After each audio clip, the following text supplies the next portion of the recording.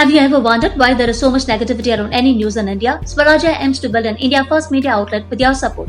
Now get a subscription for just 699 rupees from the link you see on the screen and join us. Hi-Fi Housing and Properties in Sri Chaitanya ECR Kovalam.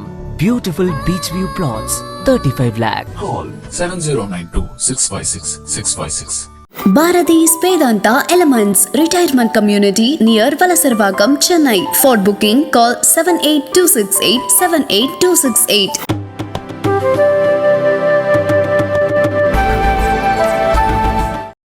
Chanakya நேயர்களுக்கு வணக்கம். இன்று நம்மோடு அரசியல் விமர்சகர் JVC Sriram sir இணைந்துள்ளார். அவரிடம் கேட்பதற்கு கேள்விகள் நிறைய இருக்கிறது, வாருங்கள் கேட்கலாம்.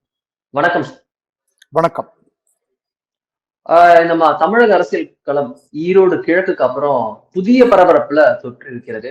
குறிப்பாக திரு CTR நிர்மல்குமார் இவர் தான் பிள்ளையார் சொல்லி போட்டு துவக்கி வைத்திருக்கிறார். அதிமுக பாஜக என்ற இரு கட்சிகள் 2019 நாடாளுமன்ற தேர்தலில் இருந்து கூட்டணியில் இருந்து வரக்கூடிய நிலையில் தற்போது இரு கட்சிகள் இடையேயான இந்த உறவு பிரிந்து தனித்தனியாக போட்டியிடும் நிலைமைக்கு கூட்டணி உடையுமோ என்ற சந்தேகங்கள் எழும்பும் அளவிற்கு தற்போதைய நிலை சென்றிருக்கிறது. இதற்கு முதல் சொல்லி போட்டிருக்கிறார் திரு CTR நிர்மல்குமார் என விமர்சனங்கள் வருகின்றன. அதிமுக பாஜக கூட்டணியில் தற்போது நடப்பது என்ன?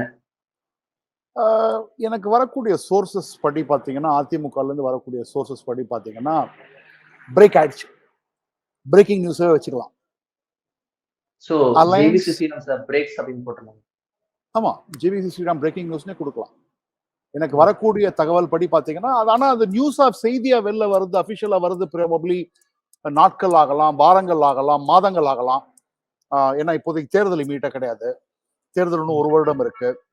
ஸோ ஆனா எனக்கு தெரிஞ்ச வரைக்கும் எனக்கு வரக்கூடிய அனைத்து சோர்ஸ்ல இருந்து வரக்கூடிய தகவல்கள் அனைத்துமே அஇஅதிமுக தேசிய ஜனநாயக கூட்டணியில் இருக்க மாட்டார்கள். இந்த அனௌன்ஸ்மெண்ட் நம்ம வரக்கூடிய நாட்கள்ல பார்க்கலாமா, இல்ல இந்த பிரச்சனையை இப்போது அமைதிப்படுத்திவிட்டு பின்னாளில் ஏதாவது இரு தரப்பு ட்ரூஸ் மேற்கொள்ளப்பட்டு அமைதி பேச்சுவார்த்தைக்கு பின்னர் ஏதாவது சுமூக தீர்வு எதிர்பார்க்கலாமா, இல்ல திரும்பி வரதுக்கு வாய்ப்பே இல்ல? வாய்ப்பு இல்ல. அதாவது எதுவுமே இல்லைன்னு எப்போதுமே கூற முடியாது. எதுக்குமே நெவர் சே நெவர் தான். ஸோ பட் பிராக்டிக்கலா பாத்தீங்கன்னா, when you see practically எல்லா விஷயத்தையும் பார்த்தோம்னா எனக்கு தெரிந்த வரைக்கும் கூட்டணி முடிந்து விட்டது. Probably they will be going in different directions.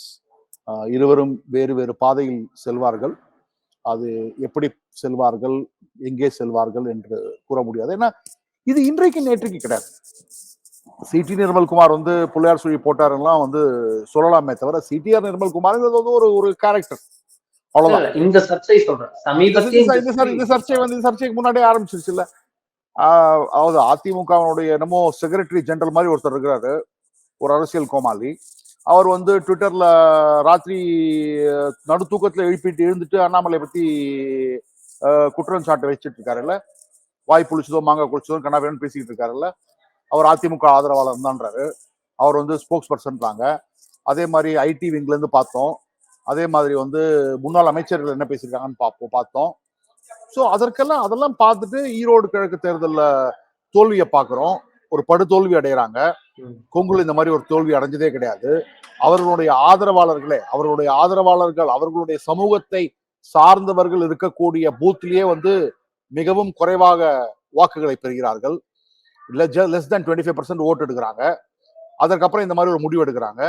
So இன்றைக்கு அஇஅதிமுக என்பது ஒரு சரியான பாதையில் சென்று கொண்டிருந்த கட்சி. 2017 இந்த ஆட்சி கவிழ்க்கணும்னு நினைத்திருந்தால் கவிழ்த்திருக்கலாம். அதிமுக அப்பயே உடைச்சிருக்கலாம். பல இடங்கள்ல பாத்தீங்கன்னா பாரதிய ஜனதா கட்சி அவர்கள் செய்த நல்ல விஷயங்களை உலகத்துக்கு சொல்றது இல்லை. அதிமுகங்கிற ஒரு ஆட்சி, நிலையான ஆட்சி இருந்ததுக்கு காரணமே பாரதிய ஜனதா கட்சி, திரு நரேந்திர மோடி அவர்கள் தான். அப்ப அண்ணாமலை எல்லாம் கேமுக்குள்ளே வரல. அவர் ஒன்றும் போலீஸ் ஆஃபீஸர் தான், சர்வீஸ் தான் இருக்காரு.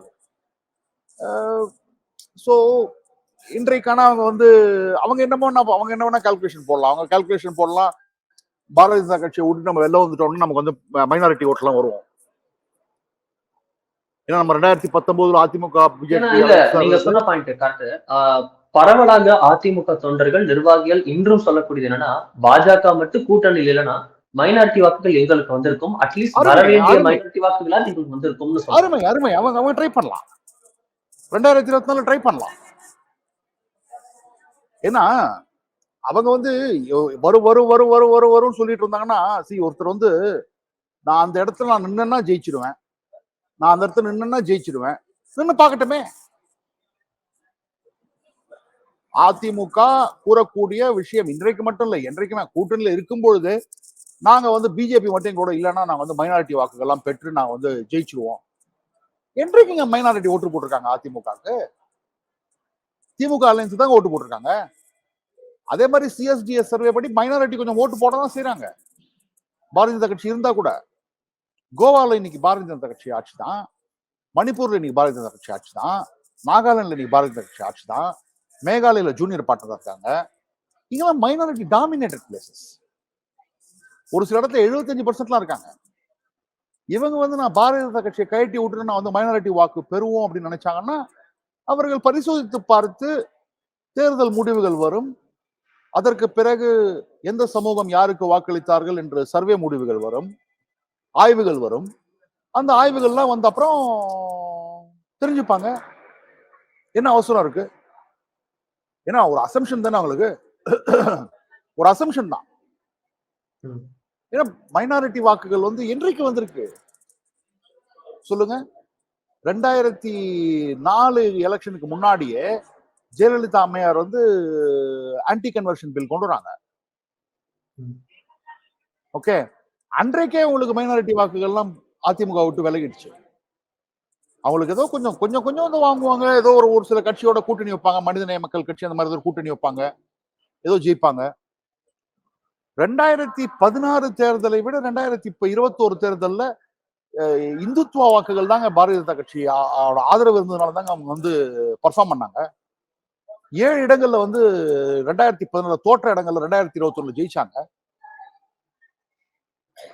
அதெல்லாம் பார்க்க மாட்டேன்றாங்கல்ல. சோ பட்டா தான் தெரியும் எல்லாருக்குமே. சோ பாத்துக்கிட்டோம், போய் பாத்துக்கிட்டோம் அவங்க. இந்த முடிவு என்பது வந்து திரு எடப்பாடி பழனிசாமி அவர்களின் முழு மனசோட தான் அவரோட தரப்போட முழு மனசு எடுத்திருக்கா, இல்ல அதுல ஒரு செக்ஷன் மட்டும் எடுக்க போஸ்ட் பண்றாங்க அப்படி எடுத்துக்கலாம்? எடப்பாடியார் எடுத்த முடிவுன்னு தான் எனக்கு வந்த சோர்ஸ்கள் கூறுது. எடப்பாடியார சுத்தி இருக்கிறவங்க எடுத்த முடிவு இல்லை, இது எடப்பாடியார் எடுத்த முடிவு. அத வந்து எடப்பாடியார் கூட இருக்கிற சிலருக்கு பிடிக்கல இந்த முடிவு. ஏன்னா அவர்கள் அஃபெக்டட் பார்ட்டியா இருப்பாங்க. பாஜக அலையன்ஸ உடைக்கணும்னு முடிவு பண்ணிருக்காங்க அதிமுக. அது வந்து அதிமுகவிற்குள்ளேயே சில தலைவர்கள் மத்தியில் அதிருப்தியை பெற்றிருக்கிறது, விருப்பம் இல்லாமல் இருக்கிறார்கள். கண்டிப்பாக நிறைய விஷயங்கள் பார்க்கணும். இன்னைக்கு அண்ணாமலையே ஒரு தன்னுடைய போட்டியா பாக்குறாரு திரு எடப்பாடியார். பாரதிய ஜனதா கட்சியை ஒரு போட்டியா பாக்குறாரு. ஏன் அவர் அண்ணாமலை அவர்களே வந்து அதிமுக தான் பெரிய கட்சின்னு சொல்லிட்டாரு, இதுக்கப்புறம் அவர் எப்படி போட்டியா பாக்குறாரு நம்ம நினைக்க முடியும்? திராவிட முன்னேற்ற கழக வாக்காளர்கள் என்றைக்குமே பாரதிய ஜனதா கட்சிக்கு வாக்களிக்க போறதில்லை. நேற்றைக்கு அதிமுக வாக்களிச்சவங்க இன்னைக்கு வந்து பாஜக மூவ் ஆயிட்டு இருக்காங்கிறது எடப்பாடியாருக்கும் தெரியும், அதிமுக இருக்கிற நிறைய பேருக்கும் தெரியும். அதிமுகவுல இன்னைக்கு இருக்கிற ஓட் பர்சன்டேஜ் 25க்கு கீழே வந்திருக்கு. நாம் நடத்திய நீலகிரிஸ் ஆய்விலையும் 23% தான் வந்தது இரட்டை இலைக்கு. சோ அந்த ஓட்டு எங்க மூவ் ஆயிருக்கு? அந்த ஓட்டு கொஞ்சம் ஓட்டு திமுக மூவ் ஆயிருக்கலாம், கொஞ்சம் ஓட்டு வந்து பாரதிய ஜனதா கட்சி மூவ் ஆயிருக்கு. அந்த அதே அதே நீங்க பாத்தீங்கன்னா தமிழகத்தை பொறுத்த மட்டும் ஒரு முக்கியமான தரவு சொல்ல விரும்புறேன். தமிழகத்தை வந்து பிரிக்கலாம். உங்களுக்கு வந்து ஒரு தேசியவாத சிந்தாந்தத்தை கொண்டவங்க ஒரு 20% கிட்ட ஒரு மாதிரி வாக்குப்படுப்பாங்க. இந்துத்துவா சிந்தாந்தத்துக்கு 10% கீழே தான் இருக்கும், 5% 7% தான் இருக்கும் இந்துத்துவா சித்தாந்தம். அதுக்கப்புறம் பாத்தீங்கன்னா மைனாரிட்டி அந்த மாதிரியான திராவிட கொள்கைகள் அது வந்து ஒரு 25% இருக்கும். அதுக்கப்புறம் ஒரு 25-30% வந்து ஜாதி வாரியா ஓட்டு போடுறவங்க இருக்கும். ஒரு 15% 20% வரைக்கும் ஃப்ளோட்டிங் ஓட்டர்ஸ் இருக்கும். ஸோ எப்படி பாத்தீங்கன்னா இந்துத்துவா கொள்கைகள், தேசிய கொள்கைகள், தேசியவாத கொள்கைகள், அதுக்கப்புறம் ஜாதி ரீதியாக வாக்களிக்கிறவங்க, திராவிடம், மொழி, சிறுபான்மையினர் அப்படின்னு ஓட்டு போடுறவங்க, அப்புறம் ஃப்ளோட்டிங் ஓட்ஸ். திராவிட முன்னேற்ற கழகத்துக்கு எப்போதும் கிடைக்கக்கூடிய வாக்குகள் அந்த திராவிடம், மைனாரிட்டி, தமிழ் மொழி, அதை வந்து அந்த அந்த 25% சாலிடா அவங்க வாங்கிடுவாங்க என்னைக்குமே. அதுக்கப்புறம் ஜாதி ரீதியா கொஞ்சம் வாங்குவாங்க. ஓகே, ஏன்னா ஜாதி ரீதியா கூட பாத்தீங்கன்னா அது வந்து அதிமுகவுக்கு தான் ரொம்ப ஜாஸ்தி போகும். ஏன்னா தேவர் ஓட்டும் சரி, கவுண்டர் ஓட்டும் சரி போகும். 1 இயர் ஓட்டு பாட்டாளி மக்கள் கட்சி எங்க இருக்கோ அந்த பக்கம் கொஞ்சம் அட்வான்டேஜ் இருக்கும். ஆனா 1 இயர் ஓட்டும் பிரியும். 1 இயர் ஓட்டுக்கு ஓனர்ஷிப் கம்ப்ளீட்டா பாட்டாளி மக்கள் கட்சி எடுக்க முடியாது. பட்டியலினத்தினர் வந்து ஒரு ஃப்ளோட்டிங் ஓட்டர் தான் இருக்கும். பட்டியலினத்தினர் மொத்தமாவே வந்து உங்களுக்கு வந்து பட்டியலினத்திலே பாத்தீங்கன்னா உங்களுக்கு வந்து வடக்குல இருக்கிற பட்டியலினத்தினர் வேற, தெற்குல இருக்கிற பட்டியலினத்தினர் வேற, கொங்குல இருக்கிற பட்டியலினத்தினர் வேற, வடக்கும் டெல்டா வேற. ஓகே, ஸோ வடக்கும் டெல்டாக்கும் கொஞ்சம் திருமாவளவன் கிட்ட வந்து அந்த ஃபோர்ஸ் இருக்கு. உங்களுக்கு கீழே போயிட்டீங்கன்னா உங்களுக்கு டாக்டர் கிருஷ்ணசாமி கிட்ட இருக்கு. அது வந்து தேவேந்திர குல வேளாளர். அந்த ஓட்டுகள் வந்து இப்ப தேசியவாத ஓட்டா மாறிக்கிட்டு இருக்கு. ஓகே, இப்ப அதிமுகவை பொறுத்த மட்டும் அவர்கள் உண்மையிலேயே ரிசர்ச் பண்ணி ஆய்வு நடத்தினாங்கன்னா அவங்களுக்கு தெரிய வரும், நமக்கு வந்த ஓட்டுகள் இது வரைக்கும் தேசியவாத சித்தாந்த ஓட்டு, நமக்கு வந்து இந்துத்துவ சித்தாந்த ஓட்டு, அதற்கப்புறம் ஜாதி ரீதியாக நமக்கு வந்த ஓட்டு, அதுக்கப்புறம் ஃப்ளோட்டிங் ஓட்டர்ஸ். இதுதான் அதிமுகவினுடைய கோர் ஓட் பேங்க். அந்த கோர் ஓட் பேங்க்ல அவங்க என்ன நினைக்கிறாங்கன்னா, தேசியவாத சிந்தனை உள்ளவங்களும் இந்துத்துவ சிந்தனை உள்ளவங்களும் இன்றைக்கு ஒரிஜினலே இருக்கும் பொழுது டூப்ளிகேட் இதுக்காக. எப்படி உங்களுக்கு வந்து மகாராஷ்டிரால வந்து ஒரிஜினல் சிவசேனா இருந்தது, பட் ஒரு டயத்துல பிஜேபி மோடியினுடைய தலைமையில வந்த பிறகு அவங்க எல்லாம் வந்து ஆட்டோமேட்டிக்கா வந்து பாரதிய ஜனதா கட்சி பக்கம் போனாங்க. அதனாலதான் 2014 வரைக்கும் Shiv Sena was more dominant then BJP. But ஒரு சமயத்துல பிஜேபி டுக் த டாமினன்ஸ். அதே மாதிரி பீகார்ல உங்களுக்கு வந்து ஜனதா தள் யுனைடெடுக்கும் பிஜேபிக்கும் இருந்த அலையன்ஸ்ல காலங்காலமா வந்து ஜேடியு தான் ஃப்ரண்ட்ல இருந்தாங்க. ஆனா 2020 அசம்பிளி தேர்தலில் அது வந்து பிஜேபி ஓவர்டேக் பண்ணாங்க. ஓகே, இந்த ஓவர்டேக் பண்ணதுல அலையன்ஸ் பார்ட்னரா அந்த கட்சிக்கு அவன் ஒண்ணுமே பண்ணல. அந்த கட்சிக்கு எந்த விதமான தீமையும் பண்ணல, தப்பும் பண்ணல. ஆனால் அந்த வாக்குகள் அவர்களை நோக்கி செல்கிறது. இன்றைக்கு வந்து பீகார்ல பாத்தீங்கன்னா எக்ஸ்ட்ரீம்லி பேக்வேர்டு அப்பர் கிளாஸ் நான் யாதவ் ஓபிசிஸ் எல்லாம் வந்து உங்களுக்கு வந்து மோடி பக்கமும் பிஜேபி பக்கமும் திரும்புறதுனாலதான் உங்களுக்கு நிதிஷ்குமார் வந்து திரும்பி ஆர்ஜேடியோட அலைன்ஸ் இருக்கிறார். சோ இப்ப இந்த நிலைமையில பாத்தீங்கன்னா வருங்காலங்களில் திராவிடம் வர்சஸ் தேசியம்னு கூட வரலாம். வரும் இது எவ்வளவு வருஷம்னு சொல்ல முடியாது. ஒரு சமயத்துல வந்து அதிமுக திமுக கூட்டணி கூட வரலாம். இன்றைக்கு இல்ல, நாளை இன்னும் 2 தேர்தல் வராது. 2026 ஆமா 2026 தேர்தலில் கூட உங்களுக்கு வந்து அவங்க கூட்டணி வரலாம். எலெக்ஷனுக்கு அப்புறம் கூட்டணி வரலாம். ஒரு தொங்கு சட்டசபை வந்ததுன்னா 2 பேரும் நம்ம கூட்டணியில இருக்கலாம். எப்படி பீகார்ல வந்து ஆர்ஜேடியும் ஜேடியும் சேர்ந்ததோ அந்த மாதிரி. ஏன்னா இன்றைக்கு பாரதிய ஜனதா கட்சி வளரணும்னு முடிவு பண்ணிட்டாங்கன்னா எல்லா இடத்துலயும் வருவாங்க. தமிழகத்தில் ஸ்லோவா வளருவாங்களே தவிர வளருவாங்க. இதுல எல்லாத்தையும் மறந்துட்டுருவாங்க. 2024 தேர்தல் வந்து இது எடப்பாடியாரோட தேர்தல் கிடையாது, இது ஸ்டாலினோட தேர்தல் கிடையாது, இது அண்ணாமலையோட தேர்தல் கிடையாது, இது வந்து சீமானோட தேர்தல் கிடையாது. இது தேர்தல் ஃபார் நரேந்திர மோடி. எதிராக யார் அப்படிங்கிற கேள்விதான். இதுல வந்து ஒரு முக்கியமான இதை பார்க்க வேண்டியதா இருக்கு. இதில் வந்து பாஜகவை சேர்ந்த நிர்வாகிகள்லாம் அந்த பக்கம் போயிட்டு இருக்கிற நிலையில பாஜக ரியாக்ட் பண்ண ஆரம்பிச்சிருக்கு. பாஜகவின் மூத்த தலைவரும் மாநில பொதுச் செயலாளர்கள் ஒருவருமான கருப்பு முருகானந்தம் வந்து ஒரு ட்வீட் பதிவு போட்டிருக்காரு. பாஜக நிர்வாகிகளை தங்கள் பக்கம் இழுப்பதன் மூலம் பாஜகவை பலவீனப்படுத்தி விடலாம், தங்கள் கட்சியை பலப்படுத்தி விடலாம், எங்கள் மாநில தலைவருக்கு களங்கம் ஏற்படுத்தி விடலாம் என்று நினைத்து செயல்பட்டால் எங்களுக்கும் எல்லாம் தெரியும் என்று நாங்களும் உங்களை போல் செயல்பட்டால் உங்கள் நிலை என்ன அப்படின்னு நாங்க செஞ்சா என்ன ஆகும் அப்படின்னு ஒரு சீனியர் லீடர் அவர் வந்து இப்படி ட்வீட் போடுறாரு. இதை நம்ம எப்படி எடுத்துக்கிறது? பிஜேபியும் வந்து இதே யுக்தியை பயன்படுத்தி ஏதாவது சில தலைகளுக்கு குறி வைக்கலாமா, வைக்கிறதா? அதாவது நான் சொன்னேன்னா உங்களுக்கு வந்து தப்பா படும். ஓகே, ஆபரேஷன் கமலாங்கிறது வந்து பாரதிய ஜனதா கட்சி என்றைக்குமே அவர்களுடைய முதல்ல அவங்க எடுக்க மாட்டாங்க. நானே ட்வீட் பண்ணியிருந்தேன் இன்னொரு ட்விட்டர் ஹேண்டில். என்றைக்குமே ஆபரேஷன் கமலாங்கிறது வந்து பாரதிய ஜனதா கட்சி முதல்ல அவங்க எடுக்க மாட்டாங்க. It will be a response to the stimulus from other side.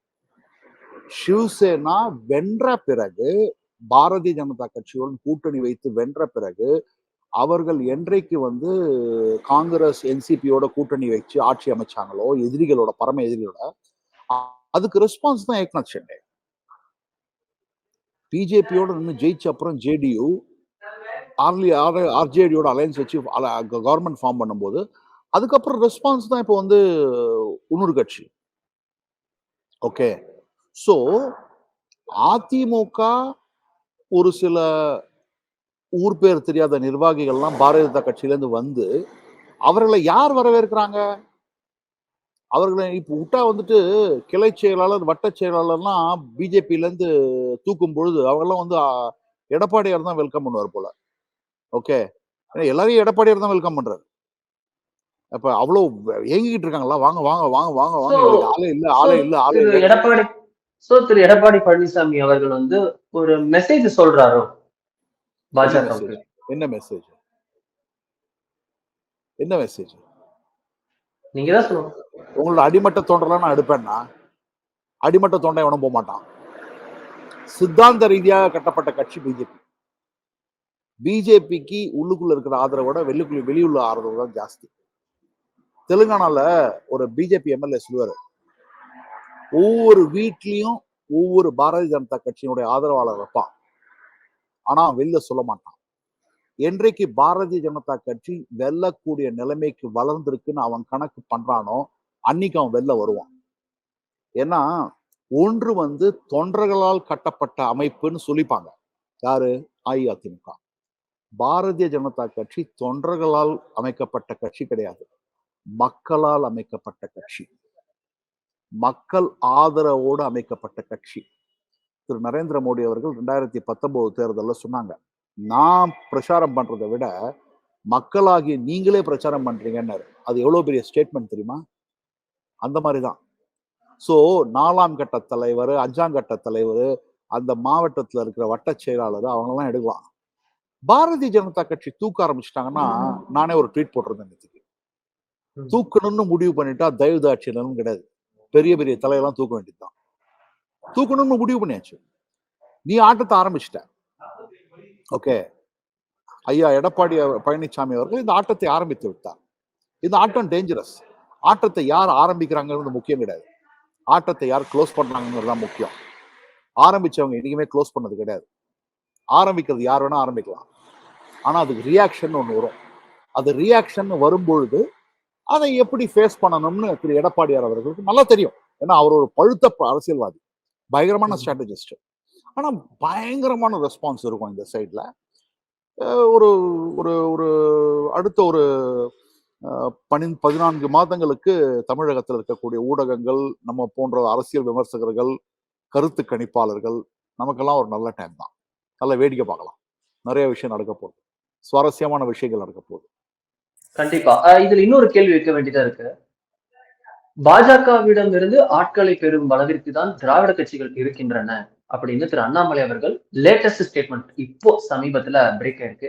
இன்னொன்னு சொல்லியிருக்காரு, நான் இங்க வந்து இட்லி தோசை இப்பதான் சொல்லியிருக்காரு, நான் ஒன்னும் இங்க தமிழ்நாட்டுக்கு இட்லி தோசை சுட வரல, நானும் தலைவராக தான் வந்திருக்குன்ற மாதிரி ஒரு ஸ்டேட்மெண்ட் தான் வந்திருக்கு. Fully clarified. பட் ஆனா இது போன்ற ஸ்டேட்மெண்ட்கள் வந்து நம்ம எப்படி எடுத்துக்கலாம்? அண்ணாமலை அவர்கள் வந்து கடந்த முறை திரு சிங்கை ராமச்சந்திரன், சிடிஆர் நிர்மல்குமார் அப்போ பாஜக இருந்தாரு. அப்போ வந்து அந்த சிடி ரவி அவர்கள் வந்து ஓபிஎஸ் அவர்களுக்கும் இபிஎஸ் அவர்களுக்கும் அந்த மெசேஜ் சொன்னார், ட்ரூஸ் மெசேஜ் சொல்ல போனப்போ இரு ஐடி விங் இடையே மோதல் வந்த போது திரு அண்ணாமலை அவர்கள் வந்து ஒரு சாஃப்டா பிளே பண்ணாரு. பட் இப்ப வந்து திரு அண்ணாமலை அவர்களே வந்து ஒரு ஸ்வாட் எடுத்துட்டு முன்னாடி நிக்கிற மாதிரி இல்லையா?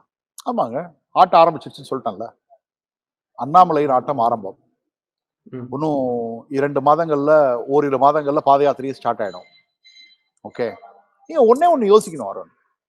நீங்க வந்து நாங்க வந்து இவ்வளவு வருஷம் ஆட்சியில் இருந்திருக்கோம், எங்களுக்கு ஆட்சி தெரியும், ஆளுமை தெரியும், எங்களுக்கு இவ்வளவு ஐபிஎஸ் ஆஃபீஸர் நாங்க கண்ட்ரோல் பண்ணிருக்கோம். கரெக்ட் தாங்க. இன்றைக்கு இருக்கிற நிலைமையை பாருங்க. கம்யூனிஸ்ட் கட்சி கூட தான் 30 வருஷம் ஆட்சியில் இருந்தது வெஸ்ட் பெங்கால்ல. இன்னைக்கு ஒரு எம்எல்ஏ கூட இல்லாம இருக்காங்கல்ல. ஜனதாதள் கூட தான் ஆட்சியில வந்தாங்க 1989. இன்னைக்கு எங்க இருக்காங்க?